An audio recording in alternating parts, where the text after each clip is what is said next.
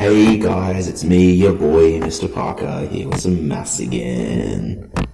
We are going to be looking at deriving polynomials using our rule today. I'm going to stop doing that voice because I'm starting to hate myself.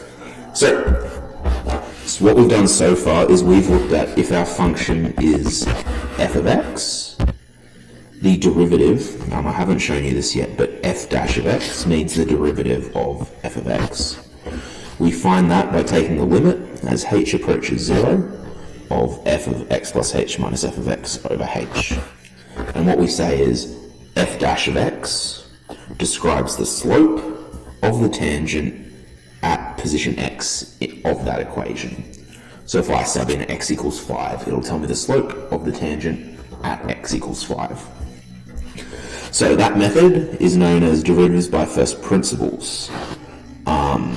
And what that helps you find is the function fx, and the function fx is your derivative function.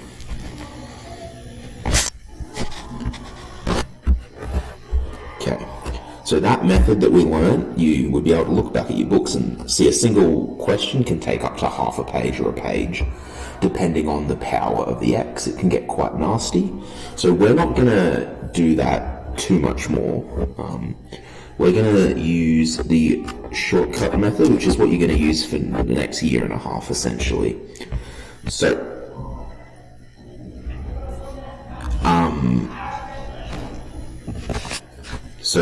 we've talked before about dy dx. This is another form of dy dx, where we're just using the Greek letter delta instead of d or a triangle. So dy over dx equals f dash of x. Using that delta is more common usage. We're going to use delta x delta y, or dx dy. Sorry, I put that the wrong way around. That should be dy dx. I'm just going to scribble that out. So dy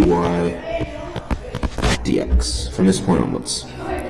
If we have a simple polynomial, so that means x to some power of n, what we can do is we can say the derivative, therefore, is dy dx. It's going to be n times my x, and the power of x is going to drop down by 1. So that seems pretty out there, but you're just going to have to trust me on this one. It does work. So if we looked at this equation here, I'm going to use y dash here.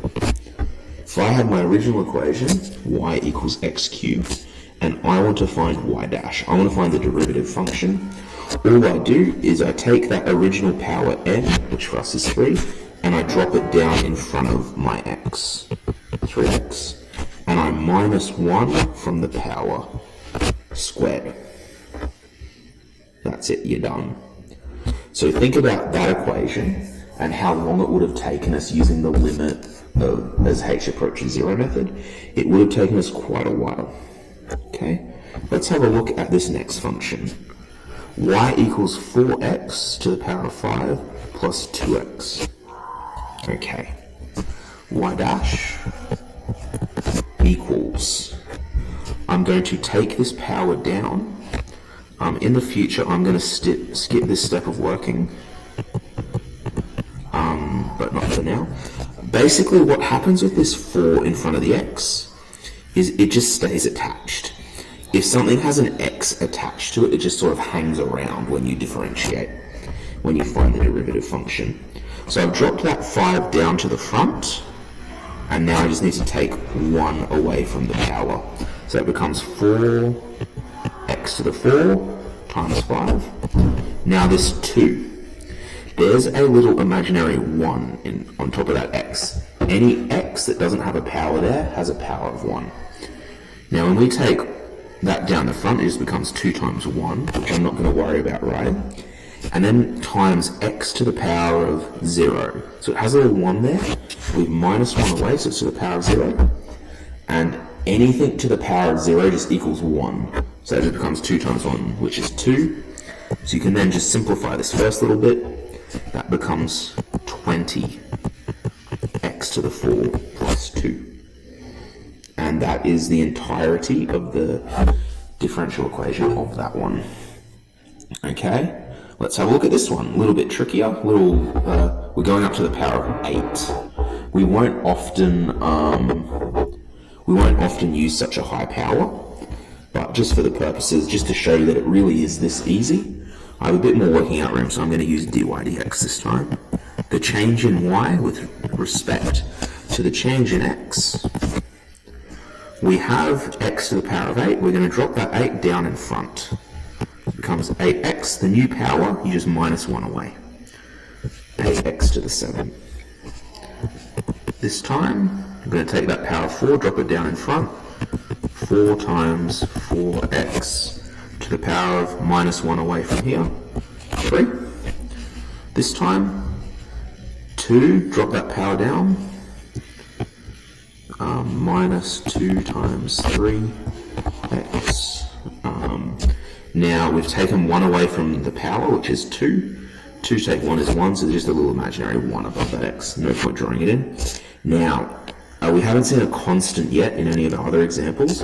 If we ever have a constant, so a term without an x, it disappears when you differentiate. So that just disappears. There's nothing left there. Okay. dy dx equals 8x7. I'm just going to fix up this little bit of working out I didn't do. Plus 16x cubed minus 6x. And ladies and gentlemen, that is as difficult as these problems get. So what I might do, I think this has only been going for a couple of minutes, just as a little bit of extra examples, I'll do another 1 or 2. And then in class, we will be looking at these problems on page 618. They really are that easy, guys. It's pretty good. So let's differentiate. I'll do 3 problems. 1, y equals, I don't know, let's say 5x cubed plus 3x squared. Let's make it a negative.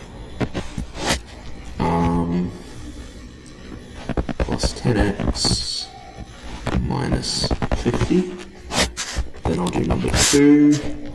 Y equals 600 minus x squared. And then 3. Y equals 4x cubed minus x squared plus 8x minus 1.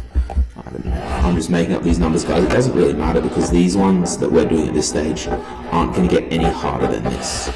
And the good thing about differentiation at this level is that you can almost always see the answer instantly. So let's have a look. So y dash equals, and remember I can use y dash and dy dx interchangeably.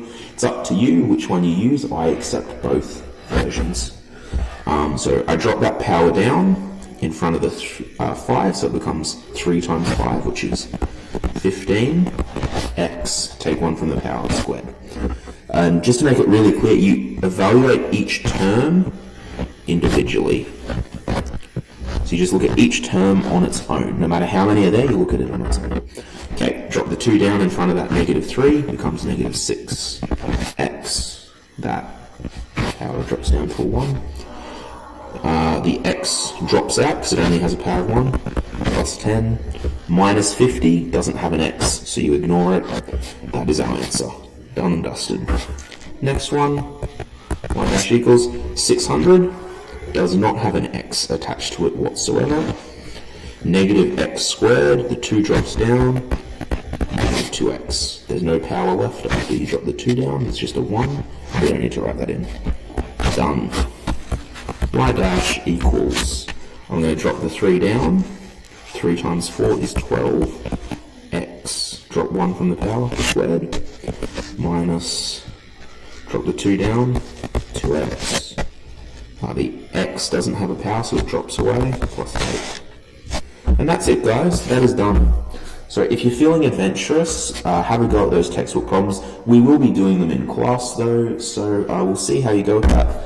So on that note, guys, thank you very much. I hope you enjoyed this video. If you did, make sure to hit that bell icon to get notified when more videos come out.